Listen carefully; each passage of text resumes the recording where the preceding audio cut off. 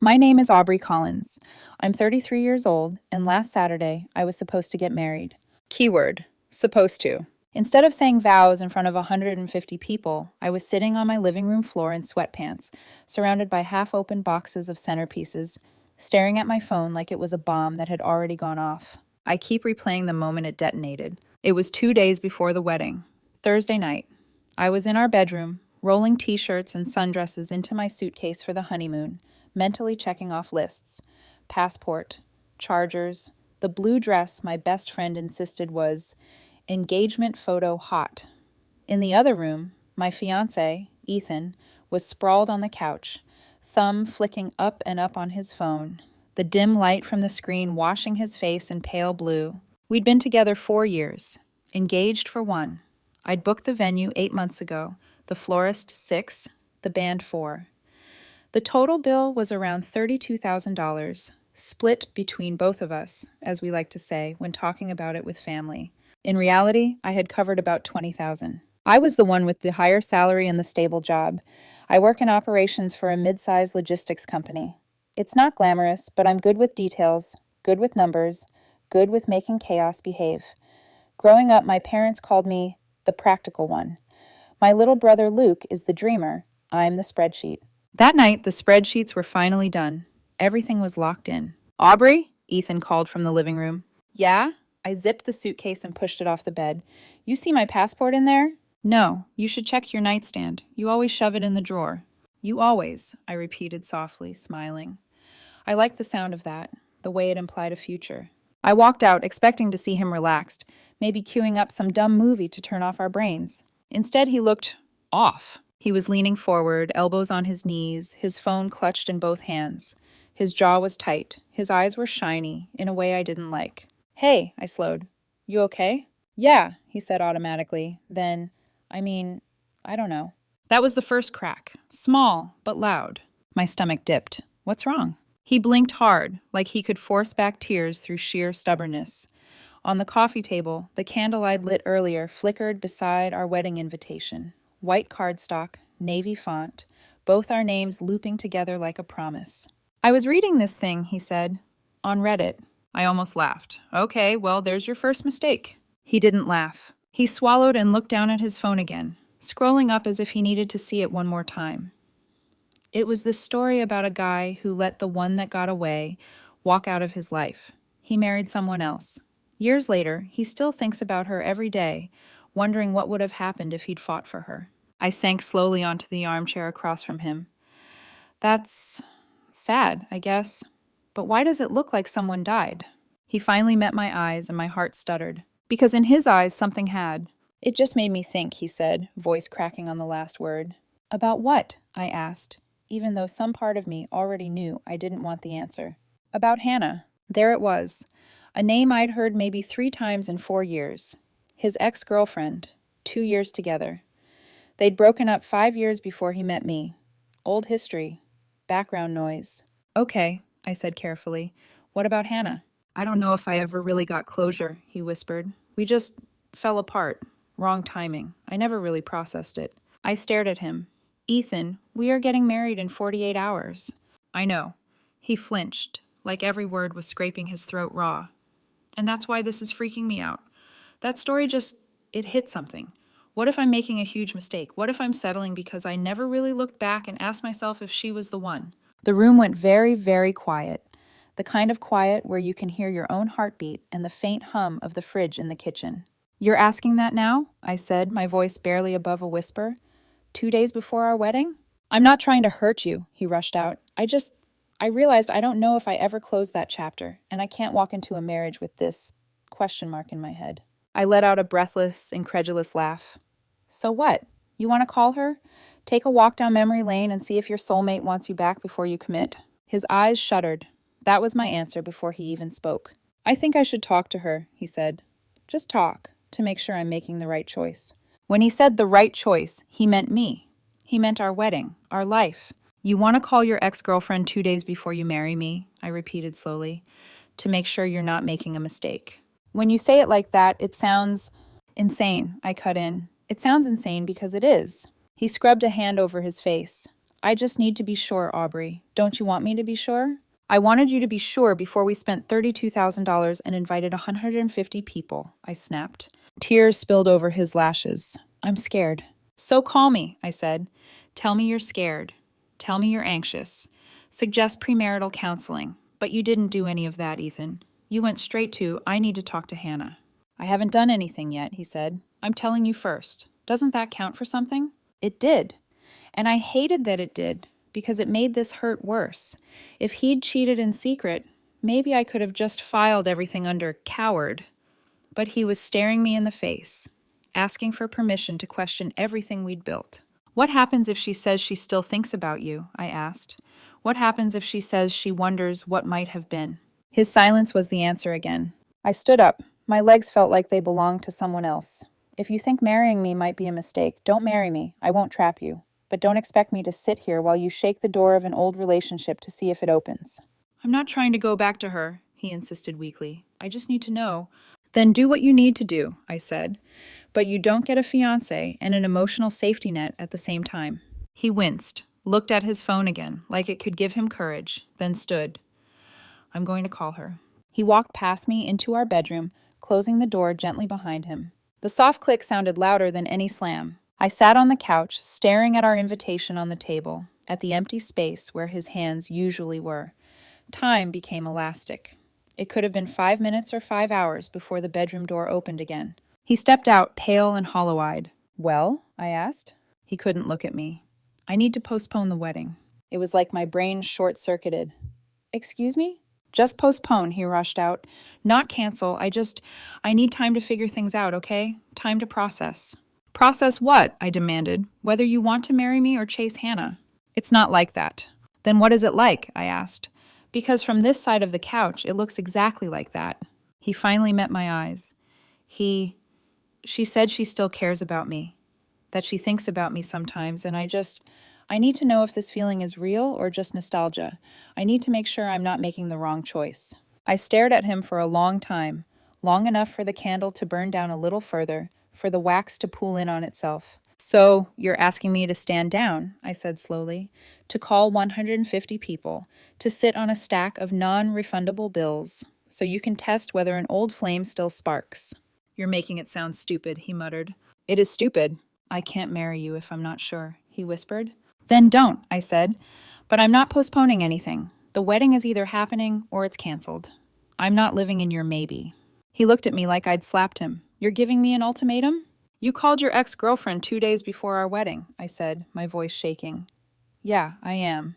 He grabbed his keys, his eyes glossy with hurt and anger.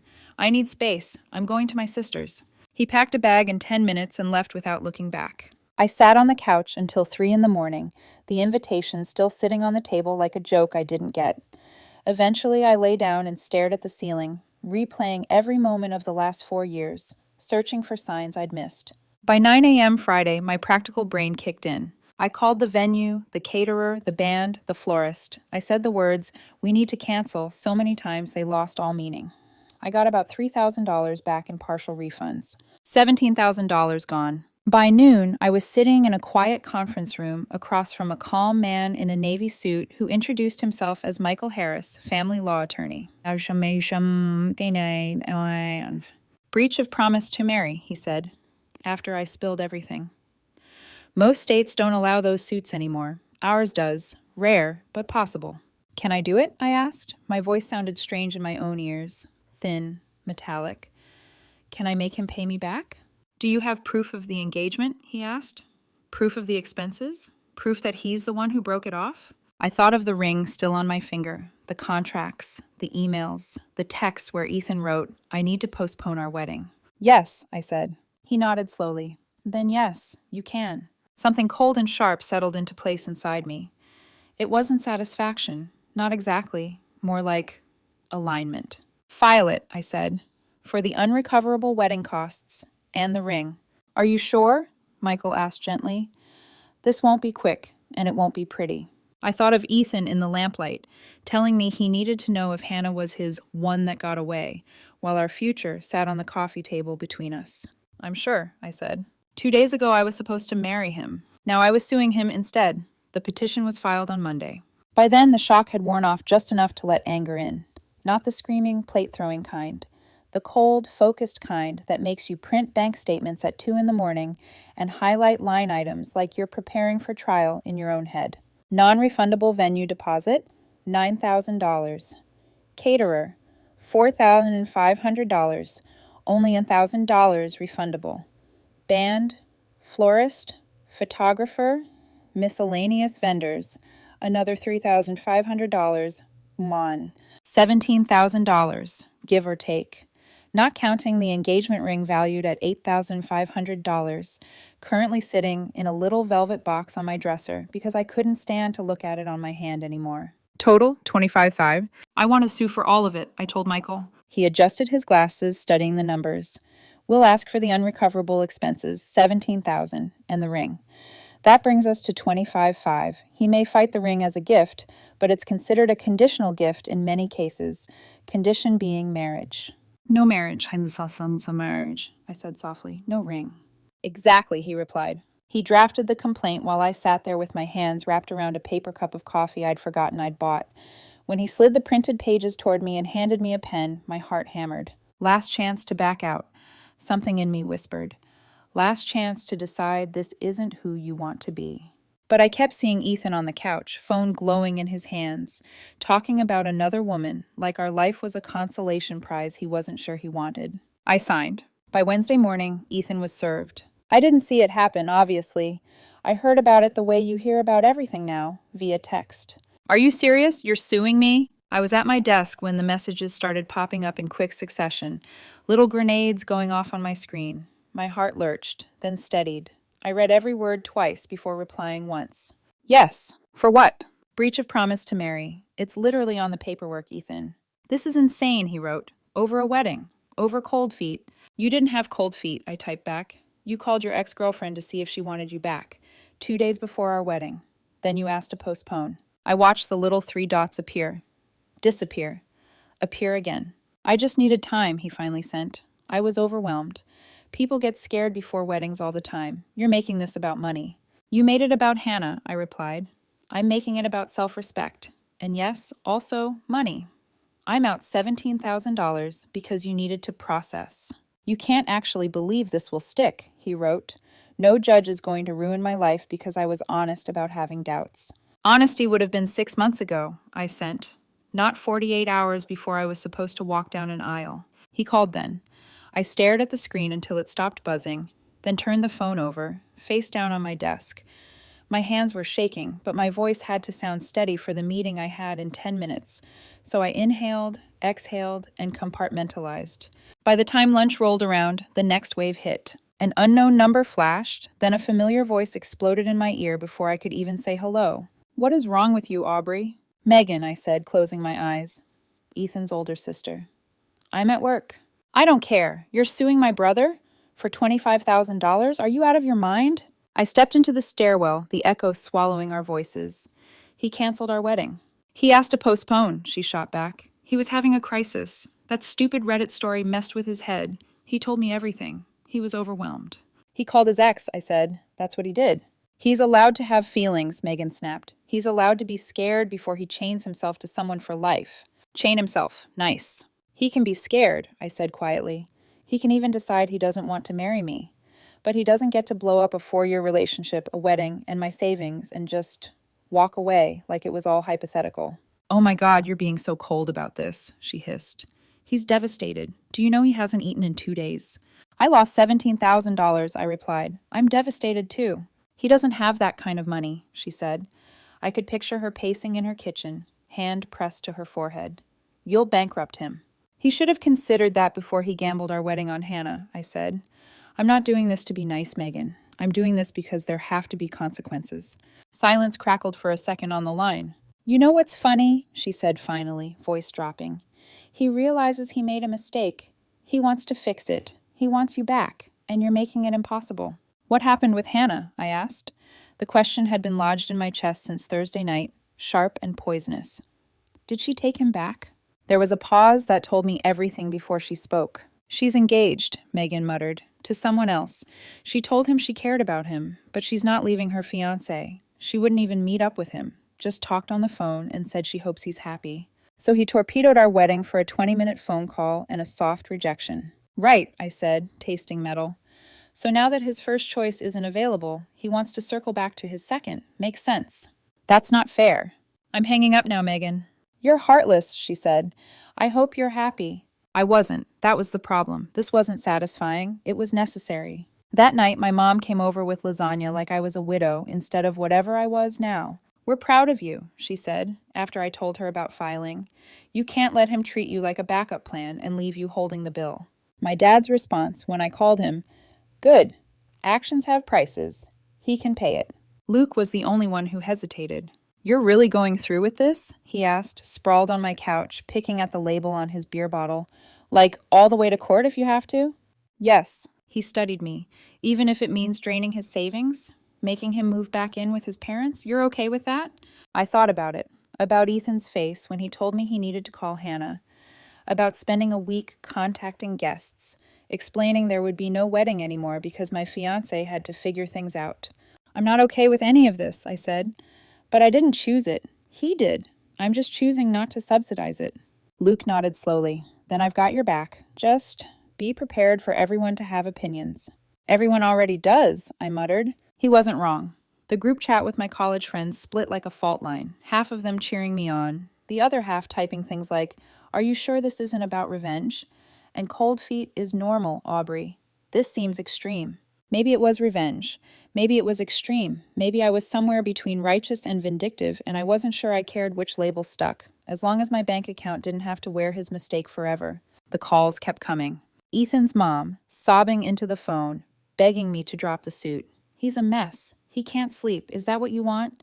To destroy him over one bad decision? I didn't destroy him, I said. He destroyed us. I just filed paperwork. You're going to humiliate him in court, she cried. Everyone will know. Everyone already knows there's no wedding, I said. At least this way, I don't lose my savings and my dignity. She sniffled hard. What will it take for you to stop this?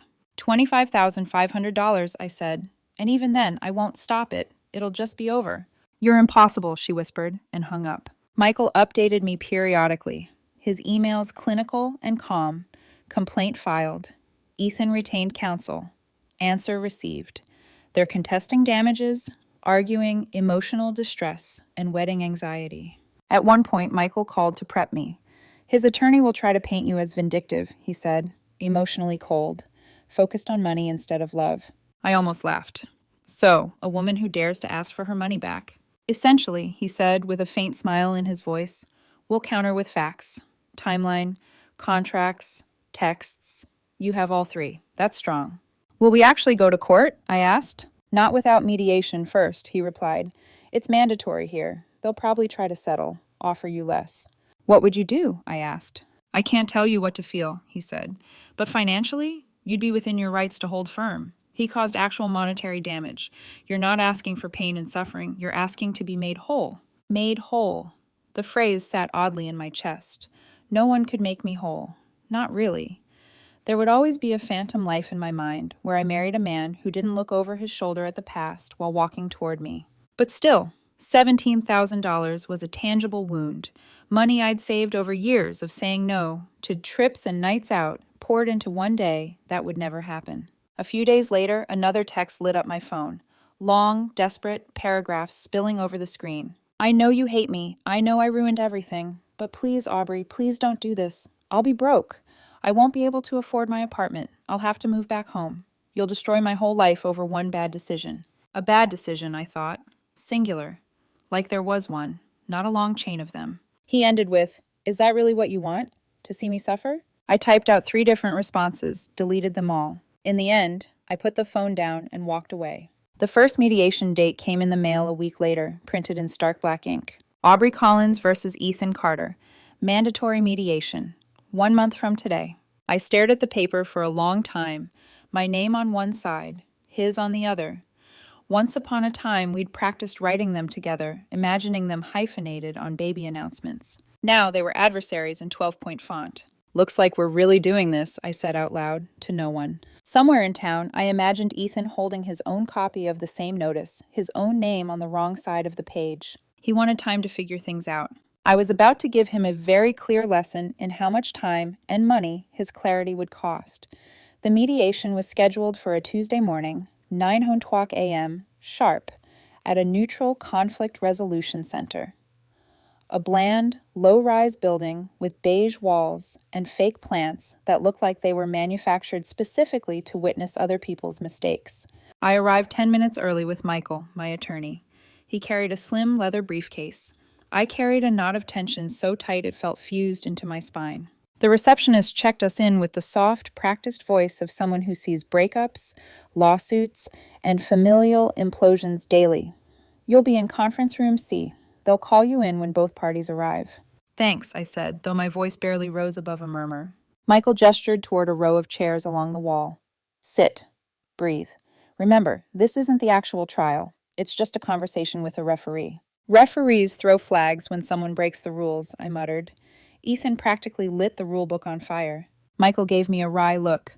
Just keep your answers calm and factual. Let him be the emotional one. That contrast helps us. I nodded and clasped my trembling hands in my lap. 5 minutes later, the door opened. Ethan walked in with his lawyer and his father. The sight hit me harder than I expected. He looked smaller. Not physically, just diminished. His hair was slightly overgrown, his posture slumped, like the past month had carved pieces out of him. He saw me, froze, and for a second, something flickered in his face. Hurt, fear, maybe shame. I didn't let myself look long enough to label it. His father, Mark Carter, was a taller, older version of him. Same jawline, same furrowed brow, but colder eyes. Eyes that pinned me like I was prey. We're ready, the receptionist said gently. All of us filed down the hall into a long rectangular room with a large oval table. The mediator, a gray-haired woman with wire-frame glasses and the calm expression of someone who meditates professionally, stood to greet us. I'm Diane, she said warmly. Thank you for being on time. Today's goal is to find a solution that avoids a long, expensive court process. Let's begin with introductions and a brief overview of why we're here. We sat, me and Michael on one side, Ethan, his father, and his lawyer on the other. The air between us felt charged. Ethan couldn't seem to stop wringing his hands. Ms. Collins, Diane began, you filed this claim. Would you like your attorney to summarize your position? Michael nodded. Certainly. His voice was calm, even, professional. Ms. Collins and Mr. Carter were engaged to be married. 2 days before the wedding, Mr. Carter contacted his ex-girlfriend expressing unresolved feelings and requested that the wedding be postponed. Ms. Collins, having already paid substantial non-refundable costs, had no choice but to cancel. She incurred $17,000 in direct, unrecoverable financial losses. Additionally, the engagement ring, valued at $8,500, was a conditional gift contingent on the marriage. Since the marriage did not occur, she is seeking restitution. Diane nodded. Thank you, Mr. Carter. His lawyer, a sharp-eyed woman named Jenna, leaned forward. My client acknowledges that he experienced severe emotional distress and wedding-related anxiety. His doubts were not about choosing someone else, but about entering marriage unprepared. He communicated his need for time to Ms. Collins. She unilaterally canceled the wedding without his consent. The ring was a gift. The wedding expenses were joint decisions. He disputes responsibility for these costs. I felt my jaw tighten. Diane turned to Ethan. Mr. Carter, in your own words, can you explain what happened? He swallowed, hard. I was scared, he said.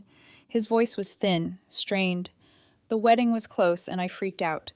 The Reddit story it hit something I didn't expect. I thought about my ex-girlfriend, Hannah. We had history, unfinished stuff. I worried I was making the same mistake. His father shot me a glare like, see what you did to him? Diane nodded. And so you called her? Yes. And what happened during that call? Ethan closed his eyes briefly. We talked. She said she cared about me, that she wondered what might have happened if we'd stayed together. Michael interjected. Did she tell you she was engaged to someone else? Ethan winced. Yes. And did she tell you she was not available to rekindle anything with you? Michael pressed. Ethan hesitated, looked at his lawyer. She gave him a tiny nod. Yes, he whispered. So, Michael continued, after confirming she was engaged and unavailable, you then asked to postpone the wedding with Ms. Collins. Why? Ethan stared at his hands. Because I needed time to think. To think about what? I asked softly, before I could stop myself. His eyes lifted to mine. They were red-rimmed, exhausted. To think about whether I was marrying you because you were the right person, or because she wasn't an option anymore. The words sliced through me like glass. Diane's expression softened, almost sympathetically. Thank you for your honesty, Mr. Carter. Ethan's father bristled. Honesty is fine, but this lawsuit is vindictive. My son made a mistake. You don't financially destroy someone for being overwhelmed. My voice was steady even as my pulse roared. He destroyed my wedding and my savings. You canceled, Mark barked. Because he wanted time to decide if he wanted me or someone else, I snapped. Those are the stakes you introduced. Let's stay civil, Diane said gently but firmly. We're here to resolve, not escalate. Michael folded his hands calmly. Ms. Collins is not asking for punitive damages, only reimbursement for actual losses. Jenna leaned forward. We are willing to return the ring. That's reasonable, but $17,000 is an excessive demand. It's the exact amount she lost, Michael said, not a penny more. Those were joint decisions, Jenna argued. My client did not ask her to cancel the wedding. He asked for a postponement. I couldn't contain myself. What was I supposed to do? Put 150 people on hold? Leave vendors hanging? Hope he came back after revisiting his ex-girlfriend? Plenty of couples postpone weddings, Jenna fired back. Plenty of grooms don't call their exes to see if they're still on the market, I said. Diane held up a hand. Let's move into negotiation. Mr. Carter, what are you able to offer? Ethan's lawyer whispered with him briefly before she spoke. My client can offer the ring plus $3,000. Michael didn't even blink. Rejected. Jenna sighed, already irritated. Fine. $5,000 plus the ring.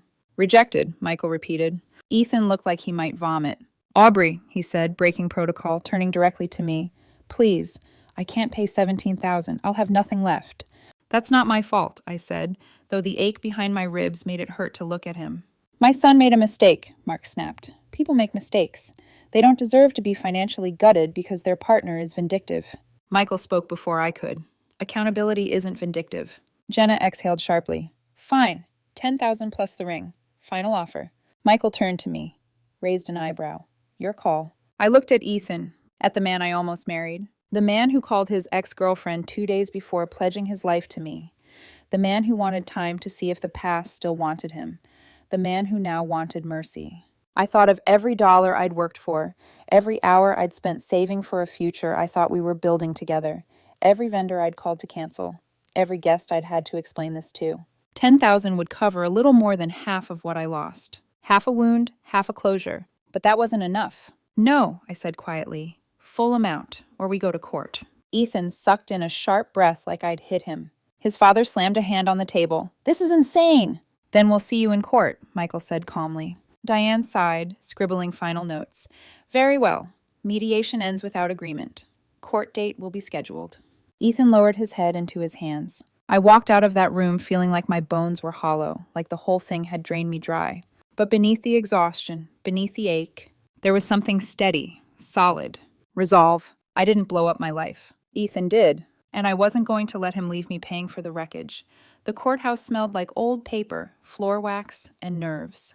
It was a Wednesday morning, 3 months after the mediation collapsed. Cold air seeped through the double doors, chilling my fingertips even though I clutched my folder tight against my chest like a shield. Inside it were neatly organized copies of emails, invoices, text exchanges, and the vendor cancellation statements I'd collected like bruises. Michael walked beside me, calm and composed as ever, his briefcase swinging lightly in his hand. He looked like he was going to a business meeting. I looked like I was walking into a battlefield. In a way, I was. Ethan stood near the courtroom doors with his lawyer and his mother. He looked thinner than before. His suit hung on him awkwardly, and his hair, usually trimmed and neat, was slightly overgrown, curling behind his ears. His mom hovered next to him, wringing a tissue between both hands. When she saw me, she glared with a mix of fury and heartbreak. You ready? Michael murmured. I wasn't, but I nodded anyway. We walked in. The courtroom was smaller than TV made it look. No mahogany grandeur, no echoing chambers, just tan walls, a raised bench, a jury box for 6, and rows of wooden benches that creaked when you breathed. The jury selection took an hour. Her lawyer, Jenna, wanted younger jurors, people she believed would sympathize with Ethan's cold feet and emotional turmoil. Michael preferred older jurors, Practical minds more likely to understand financial responsibility and broken promises. We ended up with an even mix, 3 men, 3 women, ages mid-30s to late 60s. They looked neutral, curious, cautious. Perfect. The judge entered, a woman in her early 50s with silver at her temples and an expression that communicated one thing: no patience for theatrics. Let's begin, she said. Opening statements. Jenna went first. She painted Ethan as a gentle, nervous man overwhelmed by the enormity of marriage. A man who made one mistake in a moment of fear and vulnerability. She emphasized emotional distress, wedding anxiety, societal pressure. She called my lawsuit a disproportionate response rooted in hurt feelings, not financial necessity. I kept my face still, but inside I felt myself stiffen like steel. Michael's turn followed. Where Jenna appealed to sentiment, Michael appealed to structure, responsibility, and chronology. Ms. Collins is not suing for heartbreak, he said, steady and clear. She is suing to recover tangible financial damages caused by Mr. Carter's unilateral decision to postpone the wedding 2 days before it was scheduled. Then he outlined the timeline like puzzle pieces clicking into place. Ethan read a Reddit story about missed soulmates. Ethan contacted his ex-girlfriend, Hannah. Hannah is engaged and rejected him. Ethan then asked to postpone the wedding. Aubrey had to cancel everything, incurring $17,000 in unrecoverable costs. The ring, valued at $8,500, is a conditional gift. Choices, Michael concluded calmly, have consequences. Ms. Collins should not be financially punished for Mr. Carter's emotional indecision. It was the opposite of drama, measured, factual, precise. I felt myself breathe easier. Witness testimony, me. When my name was called, my stomach lurched. I stood, walked to the stand, and swore in. Jenna approached like a cat who'd scented blood. Aubrey, she began, voice dripping gentle concern. You loved Ethan, didn't you? Yes. You spent 4 years building a life with him? Yes. You knew he had occasional anxiety? I knew he got nervous before big events. And 2 days before the wedding, he was clearly experiencing intense emotional distress, correct? I held her gaze. He was emotional, yes. She nodded sympathetically and stepped closer. Would you agree that people sometimes get cold feet before their weddings? Cold feet, I said slowly, is realizing you're scared of commitment, not calling your ex-girlfriend to see if she still has feelings for you. There was a murmur from someone in the gallery. Jenna's smile thinned. We're not disputing the phone call, but isn't it true that Ethan told you he needed time to make sure he wasn't making a mistake? Yes, I replied, and the mistake he meant was marrying me. He didn't cancel the wedding, she emphasized. He asked for a postponement. And what was I supposed to do? I countered. Put 150 people on standby while he explored whether he wanted someone else? Jenna bristled. You canceled without his consent. It wasn't a decision that needed his consent, I said quietly. He broke the engagement the moment he called her. Jenna blinked. And for a moment, I knew the jury agreed with me. Cross-examination by Michael. Michael approached me slowly, giving me a reassuring nod. Ms. Collins, he began, how much money did you lose due to the cancellations? $17,000, I said, all documented. And did Mr. Carter reimburse you any portion of these expenses? No. Did he offer to? No. Did he, at any point before calling his ex-girlfriend, express having doubts about moving forward with the wedding? No, I said, not once. Michael nodded. Nothing further. I stepped down, hands trembling, but lighter somehow. Like speaking the truth aloud had shifted something inside me. Witnesses for Ethan. Next came the parade. His sister Megan, his closest friend Ryan, his coworker, his mother. Each of them painted him as fragile, overwhelmed, anxious, a good man who made one impulsive mistake. They described him crying for days, pacing for hours, collapsing into silence. I believed every word, but none of it changed what he did. Michael's cross-examinations. He dismantled their testimonies in gentle, strategic pieces. Megan, did Ethan tell you why he called Hannah? He said he needed closure. Did he say he wanted to confirm his feelings for Aubrey? He said he was confused. Confused enough to call an ex 2 days before his wedding? He was emotional. Mrs. Carter, did Ethan tell you what Hannah said to him? She said she cared. And that she was engaged? Yes. So, after learning she was unavailable, your son asked to postpone the wedding? I suppose so. For what purpose? I don't know. The cracks widened. The jury listened, and something shifted. Ethan takes the stand. He looked miserable walking up there. His hands shook as he was sworn in. He didn't meet my eyes. Jenna led him gently through it. I panicked, he said softly. I read that story, and I thought, what if I'm like that man someday? What if I get married and always wonder what would have happened? I didn't want to ruin Aubrey's life by marrying her with doubts. And did you intend to cancel the wedding? Jenna prompted. No, he whispered. I just needed a little time. I never meant for everything to fall apart. When she finished, Michael rose. He approached slowly, calm, neutral. Mr. Carter, he began, you testified that you called your ex-girlfriend, Hannah, 2 days before your wedding. Yes. And you told her you were engaged? Yes. And she told you she was engaged as well? Yes. And that she could not pursue anything with you? Ethan stared at the table.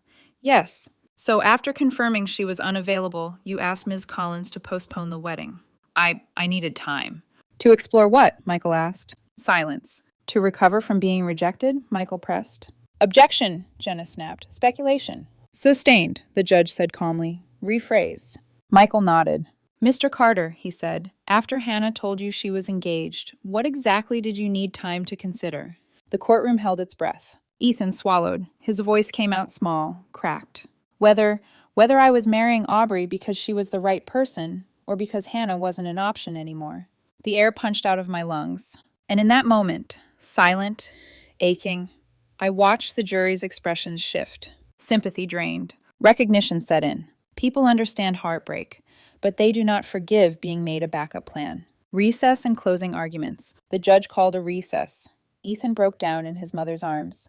I sat frozen, staring at the grain in the wooden table. Michael leaned over. You did well.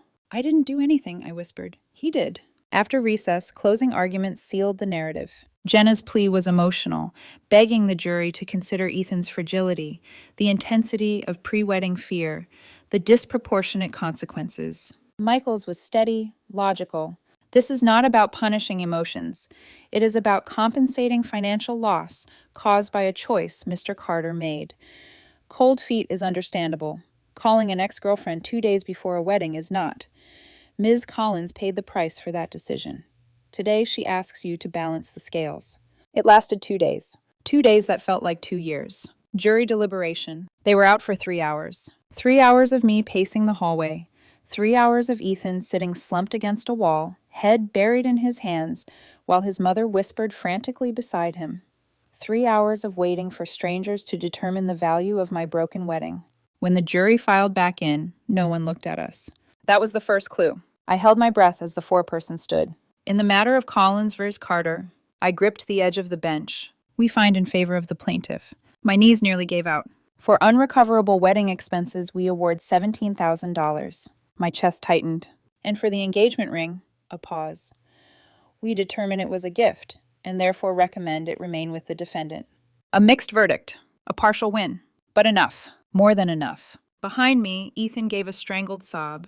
His father swore under his breath. His mother began crying in earnest. I felt nothing. Everything. Relief, exhaustion, vindication, sadness, all tangled together. Michael squeezed my shoulder lightly. We did it. No, I did it. By refusing to be the collateral damage of someone else's nostalgia. Aftermath. When the judge dismissed us, I stepped into the hallway feeling like I'd been scraped raw.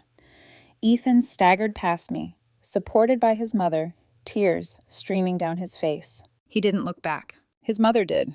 You destroyed him, she hissed. I hope you're happy. I didn't respond. Because I wasn't happy. I wasn't celebrating. This wasn't triumph. It was closure. It was a bill paid. It was the ending of a story that should have ended long before a courtroom got involved. By the time I reached my car, my phone buzzed. It was a text from Ethan. One sentence. I hope you're happy you destroyed me. I stared at it for a long time. Then I typed nothing at all. Because the truth sat quietly, heavily, inside me. I didn't destroy him. I didn't destroy anything. He destroyed us. I just refused to pay for the wreckage. The drive home from the courthouse felt strangely quiet. Not the peaceful kind, more like the world had turned down its volume out of respect for everything that had just unraveled. Traffic lights changed. Cars passed. Trees moved in the wind. Normal life kept happening, unaware that an entire future had been declared legally dead just hours before. I parked in front of my building and sat there with both hands on the steering wheel until the engine clicked into silence. My phone buzzed in my purse, probably my mom or Luke or Michael checking in, but I didn't reach for it. For the first time in months, no one else's feelings required my immediate attention. Mine did. I finally grabbed the phone. 2 texts waited. One from my mom. "Call me when you get home, sweetie. I'm making dinner. Luke's coming too. We love you." And one from an unknown number I didn't recognize until I clicked it open. "This is Hannah. I'm sorry." I blinked, stunned. There was a second message beneath it. "I heard what happened in court. Ethan's family is blaming you. They shouldn't. None of this is your fault. I know that probably doesn't help, but I'm sorry, truly." My stomach twisted, not in anger, but in a strange, hollow ache. The woman Ethan had nearly detonated our life for was apologizing to me. I didn't respond, not out of bitterness, just emotional saturation. Too much had already been said by everyone involved. Inside my apartment, everything was exactly as I'd left it that morning. Clean counters, stacked mail, the unopened box containing what was supposed to be our wedding cake tasting sample. The bakery had given it to me anyway, since you already paid. It was still sitting there, like a sarcastic gift from an alternate reality. I dropped my keys on the counter, sank onto the couch, and stared at the walls of a home that had once held plans, dreams, guest lists, swatches of table linens. Now it held something else entirely. A different version of Aubrey, one who had walked into court to reclaim her dignity, dollar by dollar. My phone rang. "Luke," I answered with a sigh. "Hey, you okay?" Define okay. He snorted. "On a scale of 1 to emotionally wrecked, how are we doing?" "About a 9. "Fair enough," he said gently. "You coming over?" "In a bit." There was a beat of silence, then, "I'm proud of you, Aubrey. You didn't let him skate." "I didn't want to destroy him," I said quietly. "I know. I just didn't want to be the one destroyed." Luke didn't speak for a moment. When he did, his voice was soft. "There's a big difference between revenge and boundaries. You chose boundaries." The distinction landed somewhere deep inside me. After we hung up, I stood and walked to my bedroom. The box holding the engagement ring sat exactly where I'd left it after mediation, a small velvet cube, the color of midnight. I picked it up, turned it in my hand. The jury decided it was a gift. And maybe it was. A gift that came with a silent warning. You cannot build a forever with someone who still checks the rearview mirror. I opened the lid. The ring sparkled, cold and brilliant. Beautiful. Worth money. But not worth what I had nearly traded for it. A future with someone who thought our wedding vows needed to be stress-tested by nostalgia. I closed the box again and set it on a shelf, out of sight, but not hidden. A reminder, not a relic. As evening fell, I drove to my parents' house.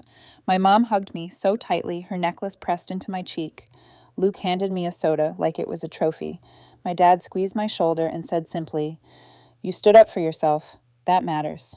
I felt surrounded, safe, warm, supported. But later that night, back home alone, another message came in. Ethan again. Longer this time. Broken. Rambling. Apologizing in circles. Begging for forgiveness.